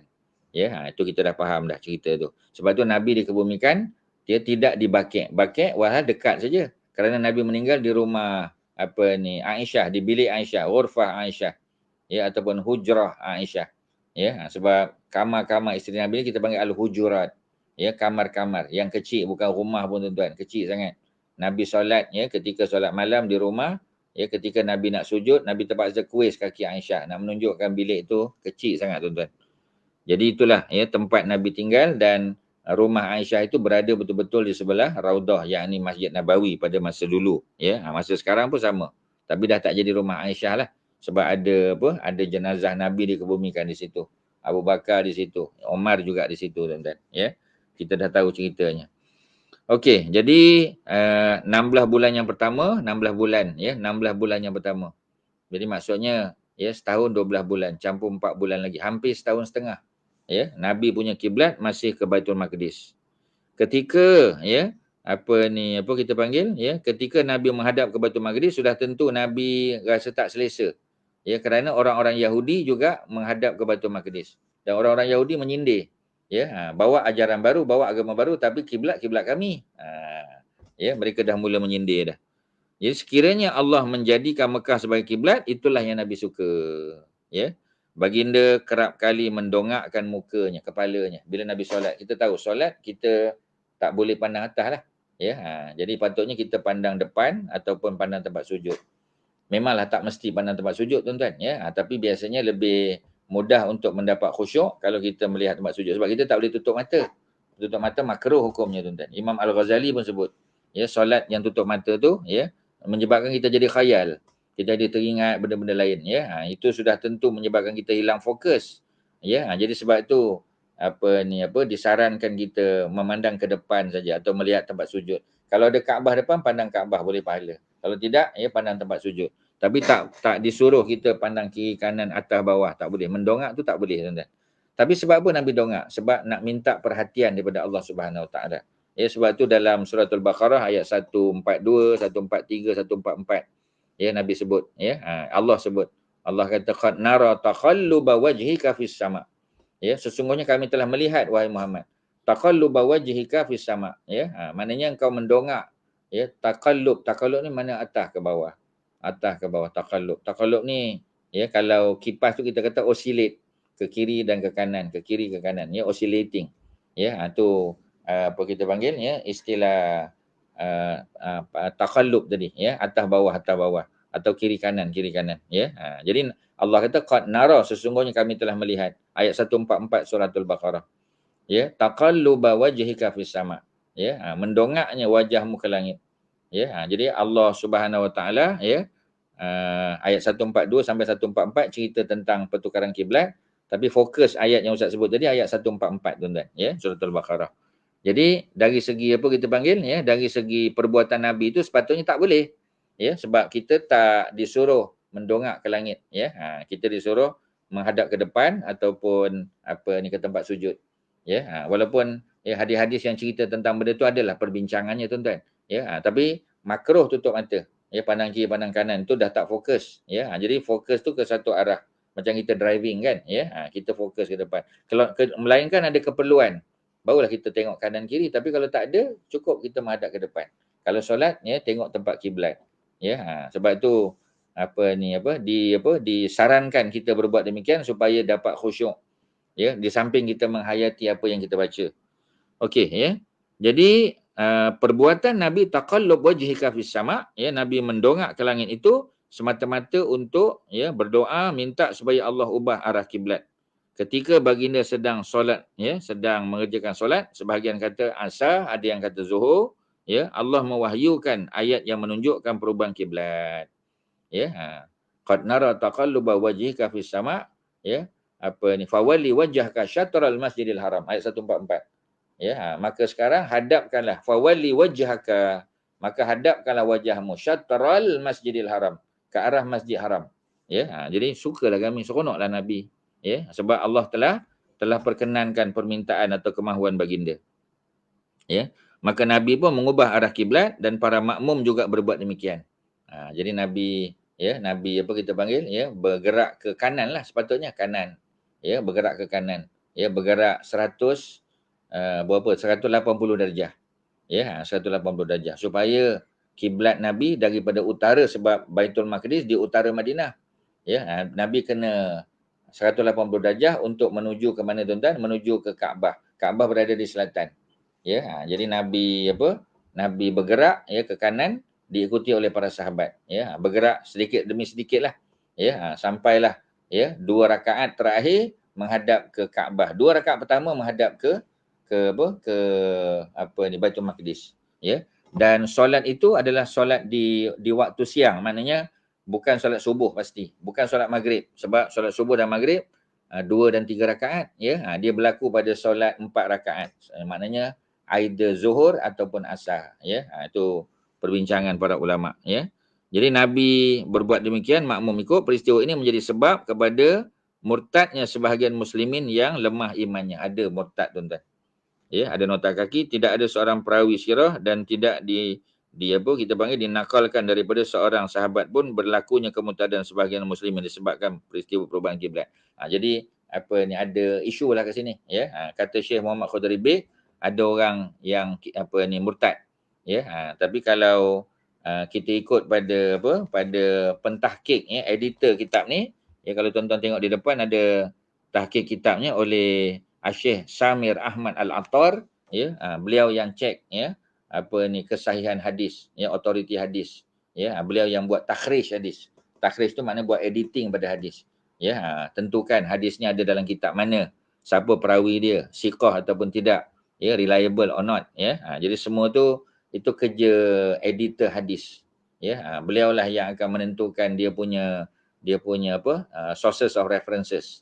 Ya, daripada mana datang, ya. Disebut satu hadis, ya, dia akan tentukan, oh, hadis ni ada dalam kitab Mustadrak Al-Hakim dan hadis ini disebut sebagai sahih. Okey, terimalah, ya. Tapi kalau hadis itu dhaif ataupun tak ada riwayat, dia akan sebut. Itu penting kita membaca kitab yang sudah diedit, ya. Itu jauh lebih baik, tuan-tuan. Okey, ya. Tembok Al-Aqsa dijadikan kiblat selepas hijrah, ya, 16 bulan. Dalam tempoh ini Nabi sering mendongak ke langit berdoa mengharap perintah untuk menukar arah kiblat, betul. Ya, Suratul Baqarah ayat 144 kita dah sebut tadi. Ya, ini perintah perubahan kiblat. Ya, selesailah. Jadi baginda gembira, ya, kerana keinginan baginda itu sudah diperkenankan oleh Allah, ya. Orang Yahudi melancarkan kecaman yang hebat, ya, disebabkan perubahan ini. Mereka tidak mengetahui bahawa timur dan barat adalah milik Allah dan memberikan petunjuknya kepada sesiapa yang dia kendaki ke jalan yang lurus. Ni ayat 141. Ya. Sayaqulu sufaha'u minan nas. Sayaqulu sufaha'u minan nas. Ya, berkata orang-orang sufaha, orang-orang bodoh. Ya, di kalangan ahli kitab lah antaranya, ya. Sebelum Nabi sebelum ni Nabi menghadap ke Masjid Aqsa, ke Baitul Maqdis, mereka komen, ya, agama baru tapi kiblat kami. Bila Nabi dan para sahabat diperintah oleh Allah, ayat 142, ayat 144 untuk fawali wajhaka syatral masjidil haram, ya, mereka komen pula, ya, mereka kata tak konsisten agama Islam ni, ya, kerana kejap ke sana kejap ke sini, ya. Sedangkan kita tahu, ya, agama Islam tidak diturunkan, ya, sekaligus, ya, ayat Quran, ya, tidak seperti mana kitab Taurat dan Injil. Ayat Quran turun dalam masa 23 tahun. Ya, jadi 13 tahun di Mekah, 10 tahun di Madinah, ya, persoalan yang berkaitan dengan puasa, dengan solat, dengan pengharaman arak, ya. Jadi sebahagiannya itu berlaku secara stage by stage. Ya, bukan sekaligus pengharaman arak, tak, tapi paling kurang ada 3 stages. Ya, permulaan cerita tentang keburukan dia walaupun ada manfaat dari segi perniagaan. Yang kedua, tak boleh solat ketika nak tak boleh minum ketika nak solat, ya. Dan terakhir, pengharaman secara mutlak. Jadi ada 3 peringkat. Ya, dan pengharaman itu pula bukan di peringkat awal di Mekah, ya, tapi pengharaman itu di Madinah. Macam mana tahu? Sebab ayat tu bunyinya ya ayyuhallazina amanu. Wahai orang-orang beriman, ya. Jadi wahai orang-orang beriman tu ialah lafaz ayat yang turun di Al-Madinah Al-Munawwarah. Maknanya fasa 2 selepas daripada hijrah, ya. Tu ayat-ayat Madaniyah semua, bukan ayat Makkiyah. Macam tu cara kita tengok secara akademik tuan-tuan, ya. Okey, jadi orang Yahudi lancarkan kecaman, ya. Allah dah jawab dalam ayat 142, ya. Sayaqulu sufaha'u minan nas. Ya, apa ni, apa kita panggil, ya, orang Yahudi petikai. Dan Allah kata, ya, milik Allah, walillahil masyriqu wal maghrib. Bagi Allah lah masyriq wal maghrib. Ya, tempat apa ni, sunrise dan sunset semua adalah milik Allah Subhanahu Wa Taala. Ya, jadi Allah bagi hidayah, ya, kepada siapa yang Allah kehendaki, ya. Jadi itu cerita perubahan kiblat. Puasa pada bulan Ramadan. Kita masuk satu lagi, puasa pula tuan-tuan, ya. Dan kita tahu cerita Madinah, cerita hukum banyak. Ya. Kalau di peringkat awal kita tengok adalah hadis-hadis yang sahih, ya, walaupun solat 5 waktu sudah difardukan, ya, tetapi bilangan rakaatnya hanya 2. Zuhur, Asar, Maghrib, Isyak, Subuh semua 2 tuan-tuan. Tak ada yang lebih pada 2. Itu peringkat awal. Kemudian setelah hijrah ke Madinah baru ada penambahan. Barulah Zuhur jadi 4, Asar jadi 4, Subuh, ya, kekal 2, ya, Maghrib jadi 3 dan juga Isyak jadi 4. Ada penambahan. Ya, tapi kalau dikosarkan tetap 2 juga seperti mana hukum asal solat itu, ya, hanya 2 rakaat saja tuan-tuan, ya. Ada lain silakan, ada soalan? Kalau ada, nampaknya tak ada, ya, hanya komen-komen saja. Terima kasih. Tuan-tuan, kita sambung puasa pada bulan Ramadan, ya. Jadi puasa pada bulan Ramadan ini, ya, baru disyariatkan di Al-Madinah Al-Munawwarah. Sebelum Nabi puasa tak? Ya, Nabi puasa. Ya, tapi puasa Nabi itu adalah puasa hari apa kita panggil, ya, hari Arafah sebagai contoh. Puasa hari Arafah dikatakan sudah dibuat oleh Nabi, ya, semasa di Al-Madinah Al-Munawwarah lagi. Di Mekah lagi dikatakan. Puasa 3 hari sebulan, hari putih juga sudah menjadi kebiasaan, ya. Dikatakan begitu. Jadi puasa Ramadan yang belum, ya. Jadi oleh kerana puasa Ramadan ni benda baru, mesti ada hadis, mesti ada ayat Quran yang turun. Ya, mesti ada dalil daripada Allah untuk mensyariatkan sesuatu. Pada bulan Sya'ban tahun yang kedua Hijrah, ya, ini cerita tahun kedua. Allah mewajibkan puasa pada bulan Ramadan, ya. Sebelum ini Rasulullah berpuasa sebanyak 3 hari pada tiap-tiap bulan. Ya, maknanya hari putih. Sama macam agama Nabi Allah Ibrahim dikatakan. Sama macam agama Musa juga, ya, 3 hari sebulan. Puasa adalah antara tiang agama kita tahu, ya. Dia sebagai imaduddin juga, tiang agama selain pada solat. Kemudian kefarduan yang menyempurnakan perjalanan sistem Islam, betul, ya. Manusia dicipta dengan sifat cintakan diri sendiri dan melakukan sesuatu yang mendatangkan manfaat kepada dirinya, memanglah. Ya, jadi orang buat sesuatu yang bagi manfaat kepada diri dia. Ya, mana ada orang nak buat sesuatu bagi mudarat kepada diri. Ya, melainkan orang yang tak siuman lah. Ya, kalau dia tak siuman, dia buat sesuatu yang boleh mudaratkan diri dia. Tapi kalau orang beriman, tak macam tu. Ya, jadi penilaian manusia ni kadang susah tuan-tuan. Ya, sebab manusia ni dia menilai berdasar pada zahir. Tapi nak buat macam mana kan? Dia tak nampak. Benda dalam hati kita tak boleh tahu. Ya, itu rahsia kita dengan Allah lah. Ya, sebab tu tuan-tuan, kita jangan sangka buruk lah. Ya, kita tengok orang ni nampak macam beriman, nampak macam ustaz, ya. Tapi amalan dia, sebab itu yang kita nampak zahir. Ya, kita tak tahu apa yang berada dalam hati dia. Kadang-kadang kita tengok kelang kabut. Ya, kata suruh orang sembahyang sunat tapi dia pun tak buat. Ya, dia memang buat. Tapi kebetulan pada hari itu dia ada masalah. Ya, macam contoh ba'diyah Isyak. Ya, ataupun ba'diyah Zuhur lah, senang cerita, ba'diyah Zuhur. Ya, memang dia biasa buat 4 rakaat selepas Zuhur. Qabliyah Zuhur memang 4. Ya, ba'diyah Zuhur 4. Ya, dia buat ba'diyah Zuhur 4. Memanglah tak mesti 4, 2 pun sudah memadai. Tapi biasa dia buat 4. Ya, tapi kadang-kadang tak sempat buat. Ya, mungkin sakit perut, ya. Jadi dia pergi ke tandas dulu dan ambil wuduk, dia datang balik. Ketika dia datang balik untuk solat, kita dah tak ada di masjid. Ya, jadi kita membuat kesimpulan, tengok ustaz ni. Ya, habis assalamualaikum, ya. Zikir kejap dah cabut, ya, balik, ya. Maknanya tak ada langsung masa untuk beribadah pada Allah. Sembahyang sunat pun tak nak buat, tapi selalu dalam ceramah cakap, ya, sebab kita tak tahu cerita. Dia kelang kabut nak pergi tu bukan nak balik tuan-tuan, nak masuk tandas. Ya, masuk tandas selesai, dia ambil wuduk balik. By the time dia masuk balik dalam masjid, kita dah tak ada. So kita tak boleh menilai dia. Kita hanya tengok pada zahir. Jadi orang pun tanya, dia kata ustaz yang duk sebut sembahyang sunat tu macam mana ya? Dia kata saya ada kenal seorang ustaz. Ya, tak sembahyang pun, ya. lepas kelang kabut pula tu, ya, lepas pada ni terus, ya, balik. Dia tak balik pun tuan-tuan.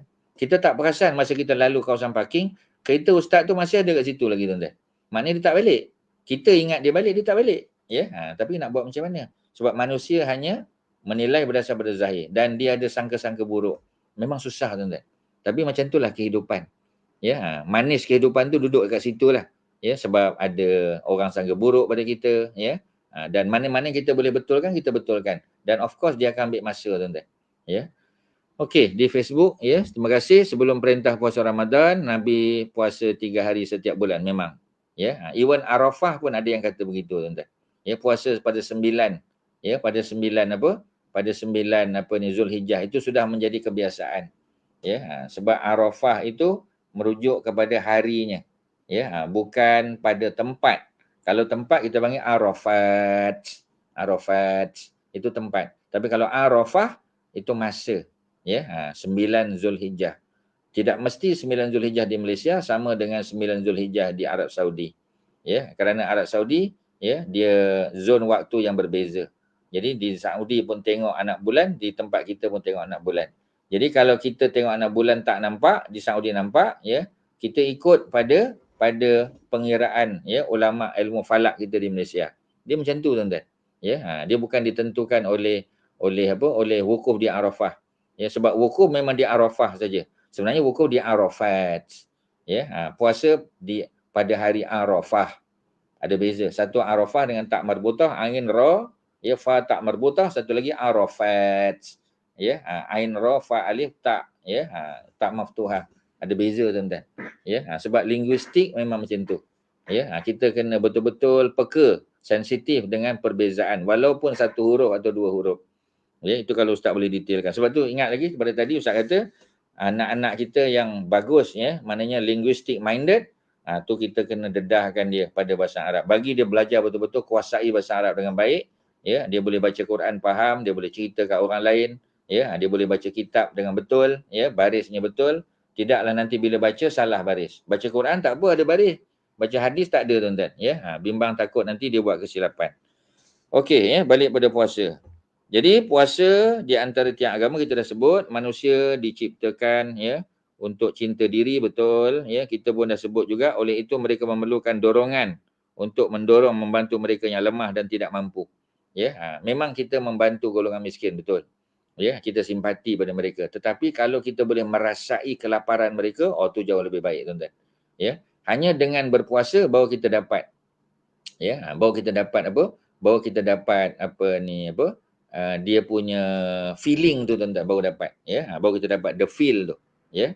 Jadi tidak ada dorongan yang lebih berkesan daripada sama-sama merasai lapar dan dahaga.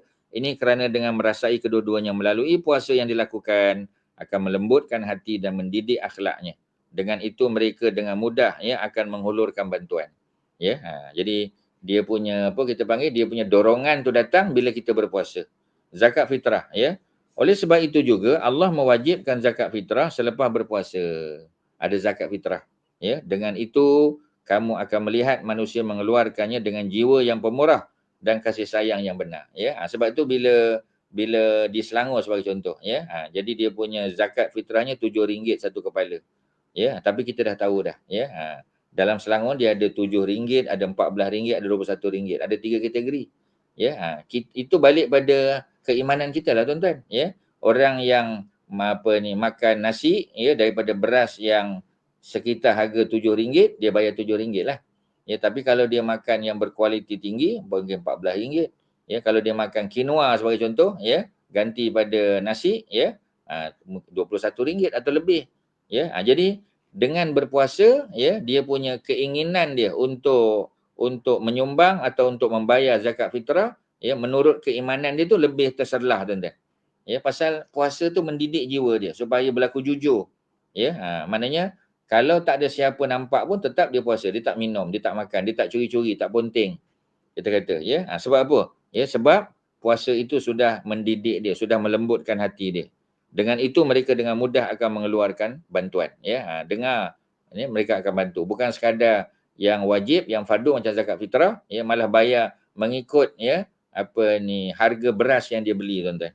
Zakat fitrah, ya, Allah mewajibkan zakat fitrah selepas puasa, dengan itu kamu akan melihat manusia mengeluarkannya dengan jiwa yang pemurah dan kasih sayang yang benar. Selesai tuan-tuan.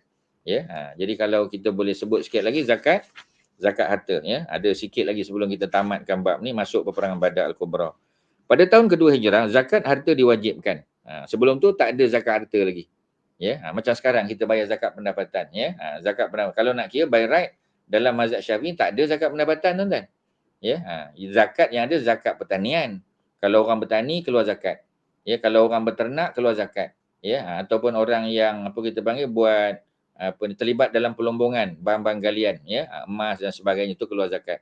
Ya, tapi takkanlah orang yang gaji bulan-bulan, ya, bekerja juga pendapatan dia daripada benda tu. Ya, dia tak berniaga, dia tak, kalau berniaga zakat perniagaan. Ya, kalau pelaburan zakat pelaburan, kalau simpanan zakat simpanan. Ya, ini orang yang bekerja dapat gaji bulanan. Tetap setiap 25 hari bulan sebagai contoh, 26 dia dapat gaji. Ya, dan gaji itu dia dapat kerana dia berusaha. Dia menyumbang, ya, tenaga dan fikiran dia untuk apa, tuan-tuan? Ya, untuk syarikat yang dia bekerja. Ya, takkanlah, ya, petani yang bersusah-susah payah tu kena zakat, ya, penternak kena zakat, nelayan kena zakat, ya, tetapi orang yang dapat gaji tetap tak kena zakat. Ya, orang tengok di situlah, ya. Jadi mana-mana pendapatan yang yang diterima, ya, secara halal, maka ia dikeluarkan zakat 2.5%, tuan-tuan. Ya, pendapatan kita 40,000, zakat kita 1,000. Kalau pendapatan kita 80,000, zakat kita 2,000. Kalau pendapatan kita 120,000 setahun, zakat kita 3,000. Kalau pendapatan kita 160, ya, 160,000, zakat kita ialah 4,000. Macam itulah, tuan-tuan, mudah kira. Ya, secara senanglah. Tapi kalau tuan-tuan nak tolak dulu keperluan harian, ya, keperluan isteri, ya, apa ni, ada bantu mak ayah di kampung, tuan-tuan boleh tolak, tu tidak ada masalah. Macam income tax juga. Ya, tuan-tuan tolak keperluan semua, ya, perbelanjaan dan sebagainya, baki tu barulah dizakatkan pun boleh, tuan-tuan. Ya, tapi kalau tuan-tuan nak mudah, ya, nak tidak timbul khilaf ataupun was-was, ya, tuan-tuan ambil sebiji aja, dapat berapa? 160,000 setahun. 160,000 setahun, ya, satu apa kita panggil 2.5%. Berapa, tuan-tuan? 4,000. Ya, itulah ceritanya, lebih mudah. Tapi kalau tuan-tuan nak tolak dulu keperluan bantuan yang tuan-tuan bagi, ya, apa ni, apa kita panggil, infak yang tuan-tuan bagi pada rumah anak yatim, kepada persatuan, ya, contoh pada apa, pertubuhan minda progresif, ya, kepada projek-projek yang dijalankan oleh mereka, ya, secara senyap je, tuan-tuan. Tuan-tuan bank in sudah. Ya, tak payah cerita panjang, ya. Kalau apa kita panggil, kalau ditanya hamba Allah sudah. Ya, orang Melayu kan begitu, hamba Allah, ya. Jadi dalam bab tadi, ya, itu apa kita panggil, ya, itu ada kewajipan dia, ya, ada tuntutan dia macam kita sebut tadi.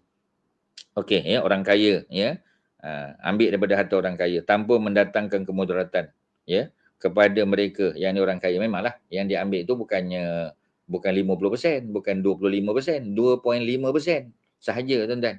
Ya, 2.5%, 1/40. Ya, jadi dari segi apa, duit sebanyak 20 dinar, 1 dinar tu lebih kurang RM1,000, ya, 20,000 dinar, ya, 20,000 ringgit, ya, atau 200 dirham atau lebih, dan cukup haulnya. Cukup haul mana setahun. Ya, daripada mula dia dapat pendapatan, ya, sampai sekarang. Dalam masa setahun tu berapa, ya, pendapatan yang dia dapat, ya, bersih kita kata. Ya, dah boleh ditolak dulu, tak ada masalah. Bakinya baru dizakatkan. Ya, dalam masa setahun. Ya, haul tu setahun. Maka zakat sebanyak 2.5%, ya, daripadanya wajib dikeluarkan apabila kambing mencapai bilangan 40 ekor, lembu 30 ekor, ya, atau unta 5 ekor, maka zakat wajib dikeluarkan berdasarkan kadar yang telah ditentukan. Kalau kambing 40 ekor, setiap 40 zakatnya seekor. Ya, 40 ekor kambing, ya. Likulli arba'ina syatan syatun. Likulli, bagi setiap, arba'in 40. Syatan kambing, ya, syatun, maka zakatnya seekor. Itu kalau kambing, 40 ekor kambing baru dapat satu zakat. Kalau lembu 30 ekor lembu, ya, dapat anak, ya, lahir anak, maka zakatnya seekor. Ya, begitu juga dengan unta, 5 ekor. Dapat 5 ekor, ya, berapa dia punya zakat dia? Ikutlah, ya, pada perkiraan dia.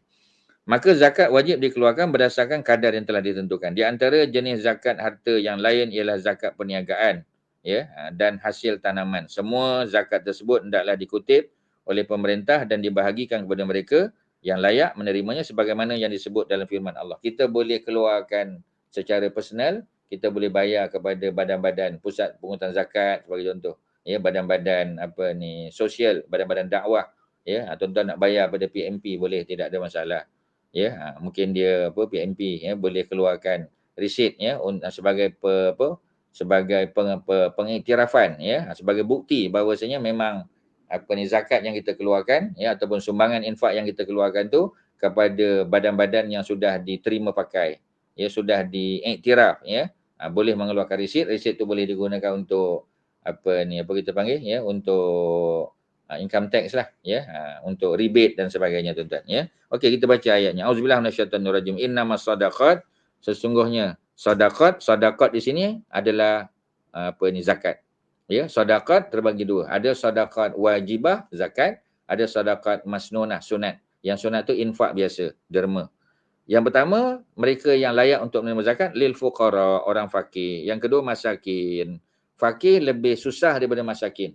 Ya, orang miskin dia hanya memenuhi ya 50% daripada keperluan dia, 50% orang miskin. Orang fakir 25% saja. Ya. Satu hari dia perlukan RM100, dia hanya dapat RM50, dia miskin tuan-tuan. Ya, kurang daripada RM50 miskin. Ya, dia punya apa kita panggil ya, dia punya apa ni line kemiskinan dia ya. Tahap kemiskinannya 50% daripada pendapatan dia. Tapi kalau apa ni ini mengikut ya, mengikut bandar lah ya, berubah-ubah ikut bandar. Bandar besar, bandar Kuala Lumpur sudah tentu dia punya tahap kemiskinannya lebih tinggi lah ya, berbanding dengan apa kita panggil, berbanding dengan kampung, kawasan luar bandar. Tapi kalau fakir secara umum 25% saja. Dia perlukan RM100 sehari, dia hanya dapat RM25. Bukan makna fakir miskin tak ada pekerjaan, dia ada pekerjaan tapi pendapatan dia tidak mencukupi untuk keperluan harian dia. Ya, dia perlu berapa sebulan. Ya, katalah ya dia perlukan apa ni sebulan ya, kita kata 1,000 contoh. Ya, ni contoh mudah saja. Mana ada orang ya apa ni cukup dengan 1,000, tak ada tuan-tuan. Ya, ni nak bagi tahu saja 1,000 keperluan. Tapi dia hanya dapat 500, maknanya dia miskin. Kalau dia hanya dapat 250, dia fakir. Ya, kemudian siapa lagi? Wal amilin 'alaiha. Ya, amil ni makna pengutip zakat pun layak untuk dapat ya. Wal mu'allafati qulubuhum, orang yang dilembutkan hatinya, dijinakkan hati untuk menerima Islam, mu'allaf. Ya, walaupun dia kaya, dia dapat tu bukan sebab dia miskin, dia dapat sebab dia mu'allaf. Ya, walaupun dia pakai kereta besar. Wa fi riqab ya, wal warimin ya. Riqab ni mana orang yang ya kita panggil sebagai hamba ya, hamba apa ni sahaya ya, yang berusaha untuk membebaskan dirinya. Wal gharimin, orang berhutang. Wa fi sabilillah, berhutang pada jalan Allah kerana keperluan apa tuan-tuan? Ya, belajar sebagai contoh ya, untuk apa ni perniagaan dan sebagainya. Wabni sabil, dan apa orang yang apa kita panggil yang berada pada jalan Allah fi sabilillah. Ya. Ni termasuk orang yang kita kata student-student lah, para pelajar ya, yang berjuang pada jalan Allah termasuk juga ya, golongan pendakwah dan sebagainya. Ni layak untuk dapat fi sabilillah ya. Orang yang terlibat banjir jadi miskin dia ya, dia dapat tu bukan kerana apa kita panggil ya, dia tak ada pendapatan, dia tak ada kerja ya, tapi kerana hilang ya dia punya harta benda kerana banjir, kerana kebakaran dan sebagainya ya. Itu secara umum faridatan minallah, sebagai satu kefarduan daripada Allah Subhanahu Wa Taala. Wallahu alimun hakim, Allah itu maha mengetahui dan maha bijaksana ya. Surah At-Taubah ayat 60 tuan-tuan. Okey ya, yang terakhir, mereka yang cerdik dan berakal serta tidak terpengaruh dengan faham perkauman yang sempit. Ya, jadi ada apa kita panggil ya, fahaman asabiah. Ya, maknanya cenderung kepada kabilah ya, mengutamakan kabilah. Ya, ini kita panggil sebagai apa kita panggil kecenderungan asabiah, kabiliyah dipanggil. Fanatik perkauman. Ya, apabila pertama kali melihat sistem ini yang tidak mendatangkan kemudaratan kepada orang kaya, akan mengiktiraf bahawa ia mampu mengurangkan kesusahan yang dihadapi oleh golongan fakir. Memang tuan-tuan. Ya, jadi 2/5 saja ya. Apa ni seekor kambing 236, ada orang tolong masak untuk sedekah untuk orang fakir miskin. Alhamdulillah tuan-tuan ya. Projek PMP terkini Surau Bergerak ya, seperti mana iklan yang telah kongsi bersama ya oleh pihak PMP, oleh Sister Shima kita dengan dengan suaminya Haji Shuaib ya. Ni boleh dia apa kita panggil ya, untuk untuk kita lah ya, siapa yang berminat ya dan ada kemampuan untuk membantu silakan ya. Dan seekor kambing ya RM236 ya. Jadi murah sangat tuan-tuan. Ya, ada orang tolong masak pula untuk sedekah untuk fakir miskin. Silakan berhubung dengan PMP tuan-tuan ya. Ini satu organisasi yang memudahkan urusan kita tuan-tuan. Tak perlu kita nak mikir mencari apa semua ya. Kita bagi keyakinan terus kepada apa kita panggil ya, pertubuhan minda progresif ya. Silakan. Kemudian apa lagi ya, mengiktiraf yang mampu sudah ya. Kesusahan inilah yang menyebabkan golongan fakir yang terdapat dalam kebanyakan bangsa bertindak menentang sistem yang diamalkan oleh negara mereka. Ya, jadi mencipta prinsip-prinsip yang memusnahkan pembangunan. Memang tu tuan-tuan. Sebab manusia punya pemikiran terbatas. Ya, jadi benda-benda begini Allah yang telah bagi solusi. Ya, Allah telah mengemukakan penyelesaian. Jadi kita follow ajalah.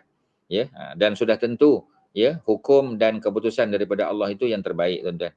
Ya, jadi prinsip-prinsip dia yang memusnahkan pembangunan dan menggugat keamanan sebagaimana yang dilakukan oleh golongan sosialis dan lain-lain ya, yang tidak membenarkan pemilikan harta secara peribadi ya. Takkan sampai peringkat begitu. Kita tengok perubahan yang berlaku di China sebagai contoh ya, sebab mereka tahu mereka tidak boleh membendung keinginan manusia ya untuk untuk memiliki harta ya, untuk keluar daripada kepompong kemiskinan ya. Jadi benda-benda begitulah ya yang dikemukakan solusinya oleh Islam ya, dan sudah tentu penyelesaian yang Islam bagi itu adalah yang terbaik pastinya tuan-tuan, sebab ia datang daripada sisi Allah Subhanahu Wa Taala. Itulah yang boleh Ustaz kongsi pada hari ini. Alhamdulillah ya, kita selesai bab tentang tahun kedua Hijrah ya, dan kita akan masuk peperangan Badar Al-Kubra ya. Perbincangannya lebih menarik ya, kita akan tengok lebih detail lagi tuan-tuan ya. Ini kelebihan menggunakan pakai kitab Nurul Yakin ya. Yang pertama sebab kitab ni sudah diedit ya, ada takhrij hadisnya ya, ada editing dari segi sumber hadis tu, kitab mana, siapa riwayat, apa dia punya status dia ya. Ada soalan? PMP salurkan zakat yang diterima untuk fakir miskin, saguhati untuk asatizah ya, fisabilillah. Untuk projek-projek kemanusiaan tak boleh kan ya, termasuklah surau bergerak pembinaan masjid. Sebab apa tak boleh ya? Sebab ini semua termasuk dalam kategori paling kurang fisabilillah ya. Sebab itu zakat Selangor sebagai contoh ya, dalam kategori fisabilillah ya, telah memperuntukkan zakat bukan untuk pelajar agama saja.